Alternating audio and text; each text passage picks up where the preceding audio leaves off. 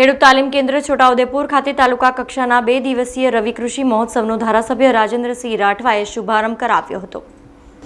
રાજ્યના ખેડૂતોને રવિ સિઝનમાં રવિ પાકો વિશે આધુનિક કૃષિ તાંત્રિકતાનું માર્ગદર્શન તેમજ ખેડૂતલક્ષી યોજનાઓ અંગેની સમજ મળી રહે તે હેતુસર કૃષિ ખેડૂત કલ્યાણ અને સહકાર વિભાગ દ્વારા છોટાઉદેપુર તાલુકાના ખેડૂત તાલીમ કેન્દ્ર છોટાઉદેપુર ખાતે ધારાસભ્ય રાજેન્દ્રસિંહ રાઠવાના હસ્તે 2 દિવસીય તાલુકા કક્ષાના રવિ કૃષિ મહોત્સવ ખુલ્લો મુકાયો હતો, જેમાં વિવિધ 20 સ્ટોલ દ્વારા બેન્કિંગ, રસાયણ વિનાની દવાઓ, પશુપાલન વિભાગ, પ્રાકૃતિક કૃષિની ઉપયોગિતાનું પ્રદર્શન યોજાયું હતું।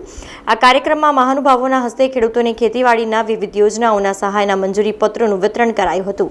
આ કાર્યક્રમમાં જિલ્લા પંચાયત કારોબારી સમિતિના ચેરમેન શર્મિલાબેન રાઠવા, આરોગ્ય સમિતિના ચેરમેન ગુમાનભાઈ રાઠવા, છોટાઉદેપુર એપીએમસીના ચેરમેન મુકેશ પટેલ સહિત મોટી સંખ્યામાં ખેડૂતો ઉપસ્થિત રહ્યા હતા। રવિ કૃષિ મહોત્સવ આજે સમગ્ર રાજ્યમાં ઉજવાઈ રહ્યો છે। આના ભાગરૂપે છોટાઉદેપુર ખાતે પણ ખેડૂત તાલીમ ભવન ખાતે આ રવિ કૃષિ મહોત્સવનું આજે સુંદર મજાનું આયોજન થયું। ખૂબ સારી સંખ્યામાં ખેડૂત મિત્રોએ હાજરી આપી। અધિકારીશ્રીઓએ ખૂબ સારું આયોજન કર્યું હતું।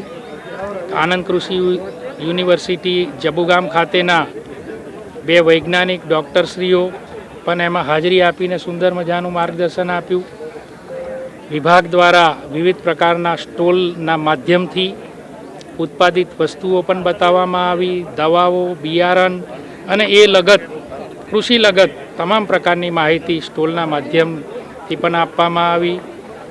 પ્રાકૃતિક ખેતી સાથે સંકળાયેલા આ જિલ્લાના જે લગભગ 25-30 હજાર ઉપરાંતના ખેડૂતો છે તે પૈકીના સારા એવા ખેડૂતોએ અહીંયા હાજરી આપી। તેઓ પોતે પણ ઉપસ્થિત બીજા ખેડૂતોને પણ પ્રાકૃતિક ખેતી વિશે સુંદર મજાની માહિતી આપી।